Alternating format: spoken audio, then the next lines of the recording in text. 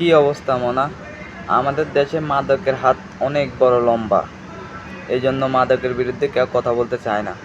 আমাদের লক্ষ্মীপুরের রায়পুরের ঘটনা, মাদক বিক্রেতাকে বাধা দেওয়ার কারণে ছুরির আঘাত, 18 দিন আইসিইউতে থাকা অবস্থায় তার মৃত্যু হয়েছে। মানে আমাদের দেশে মাদকের হাত এতটা লম্বা, আপনি মাদকের বিরুদ্ধে কীভাবে কথা বলবেন? আপনাকে কথা বললে হয়তো জীবন দিতে হবে, নয়তো কিছু না কিছু হারাইতে হইবে। কারণ মাদকের হাত অনেক বড় লম্বা। আপনি একটা বার চিন্তা করেন, আঙ্গুর রায়পুরে সাগর নামের এই ছেলেটা মাদক বিক্রেতাকে বাধা দিচ্ছে আরই ছুরির আঘাত করছে। ছুরির আঘাতের পর 18 দিন আইসিইউতে ছিল। ওই আইসিইউতে এখন মারা গেছে।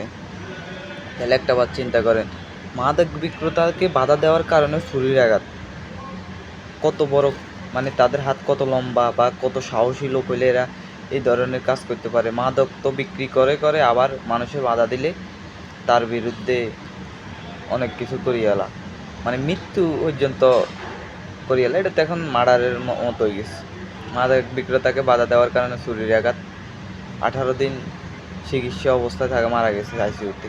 তাহলে আমাদের দেশে মাদকটা আমাদের দেশে আমার মনে হয় যেন দিন দিন সমাজ, গ্রাম সব কিছু ধ্বংস করে দিচ্ছে।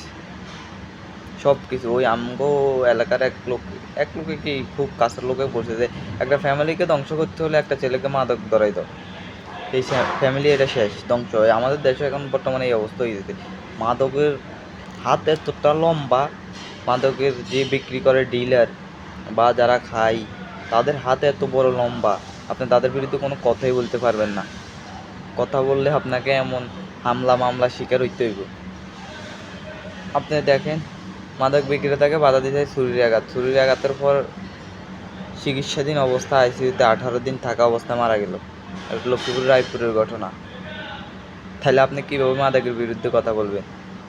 আমাদের দেশে আসলে মাদক যারা খায়, মাদক যারা বিক্রি করে তাদের হাত বহুত লম্বা, অনেক লম্বা। তাদের বিরুদ্ধে আপনি কথাও বলতে পারবেন না, মানে প্রতিবাদও করতে পারবেন না। আমাদের দেশে আসলে মাদক দিন দিন বেড়ে চলেছে। এটা নিয়ে কোনো সরকারের কি আছে না আছে জানি না। সরকারের কি এটা নিয়ে কোনো ব্যবস্থা নিতেছে না নিব জানি না। সংসদে তো কথা চলে, শুনতেছি, কথা তো চলতেছে সংসদে মাদক নিয়ে। যাই হোক, লক্ষ্মীপুরে এই ঘটনা আসলে দুঃখজনক একটা ঘটনা। মাদকের বিরুদ্ধে কথা বলতে গিয়ে নিজের জীবন গেল। সাগর নামের এই বাইটির আসলে খুবই দুঃখজনক।